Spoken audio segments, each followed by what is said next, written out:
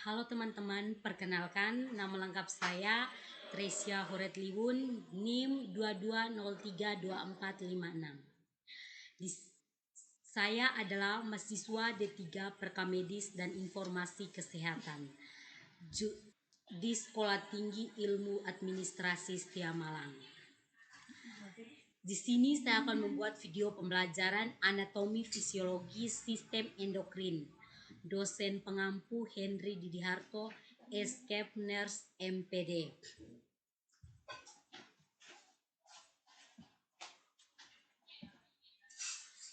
Apa itu sistem endokrin?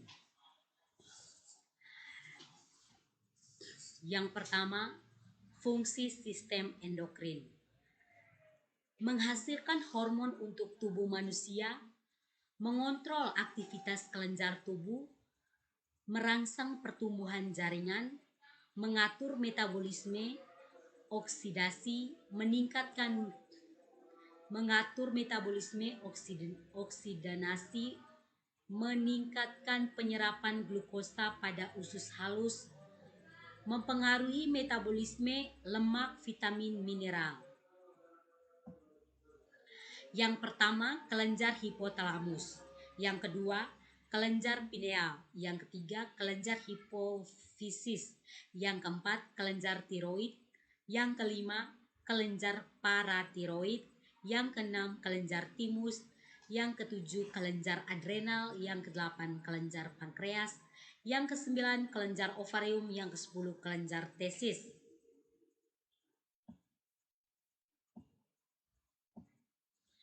Kelenjar hipotalamus merupakan bagian dari otak yang mengeluarkan bahan kimiawi berupa hormon yang dibutuhkan untuk membantu mengendalikan organ dan sel-sel tubuh. Hipotalamus adalah bagian otak yang terdiri dari sejumlah nukleus dengan berbagai fungsi yang sangat peka terhadap steroid dan glukosa tiroid, glukosa dan suhu. Fungsi hipotalamus juga berkaitan dengan kemampuan tubuh untuk mengendalikan beberapa hal. Di antaranya yang pertama denyut jantung, yang kedua suasana hati, yang ketiga kualitas maupun kuantitas tidur, yang keempat dorongan seks, yang kelima pelepasan hormon dari banyak kelenjar termasuk pituitary.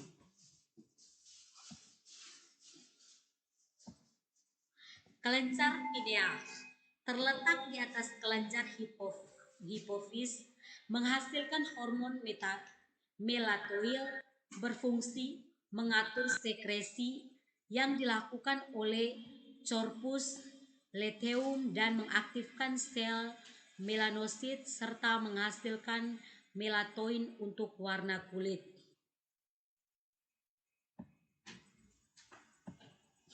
Yang berikut kelenjar hipofisis atau kelenjar pituitari. Yang pertama lobus anterior, yang kedua lobus posterior, yang ketiga lobus intermediate.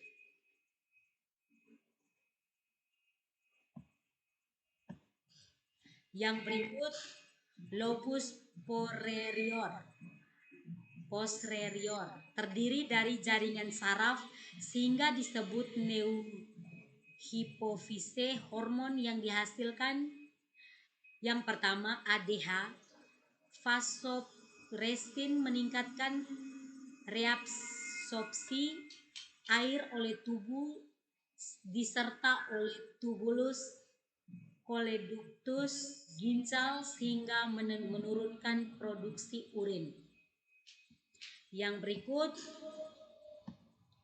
lobus intermediate terletak di antara lobus posterior dan anterior.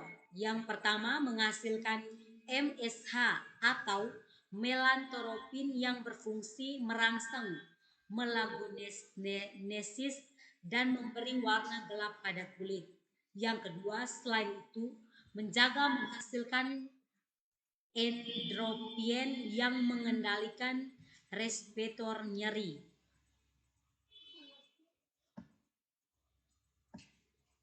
Yang berikut, fungsi kelenjar tiroid terletak di bagian anterior leher. Fungsi beberapa dalam proses metabolisme, pengeringan kulit, pertumbuhan, dan perkembangan. Yang berikut, kelenjar paratiroid menempel pada bagian anterior dan posterior kedua lobus kelenjar tiroid, menghasilkan hormon paratoksin. Fungsi hormon paratiroid meningkatkan kadar Ca dan menurunkan kadar fosfat, meningkatkan resorpsi tulang sehingga serum Ca meningkat organ target paratiroid. Yang berikut, kelenjar timus terletak di dalam mediastinum di belakang os tenum yang menghasilkan hormon timus dan hanya dijumpai pada anak usia di bawah 18 tahun. Yang berikut, kelenjar adrenal. Yang pertama bagian korteks. Bagian korteks, yang kedua bagian medula, yang ketiga noradrenalin atau norepinefrin, berfungsi mengatur kadar gula darah, bernafasan, mengatur aktivitas jantung dan penyempitan pembuluh darah.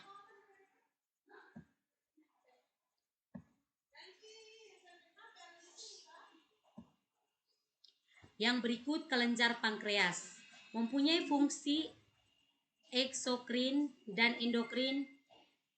Eksokrin, enzim pencernaan; endokrin, pulau Langhas. Yang berikut, kelenjar ovarium menghasilkan dua macam hormon, yaitu yang pertama hormon estrogen, yang kedua hormon progesteron.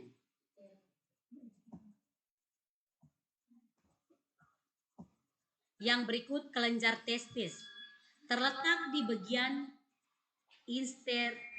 endothelial testis.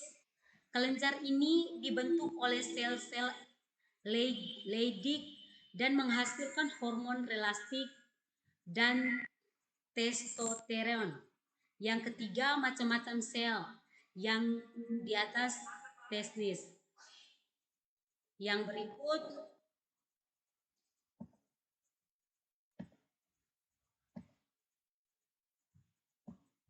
yang ke-17 selesai. Terima kasih.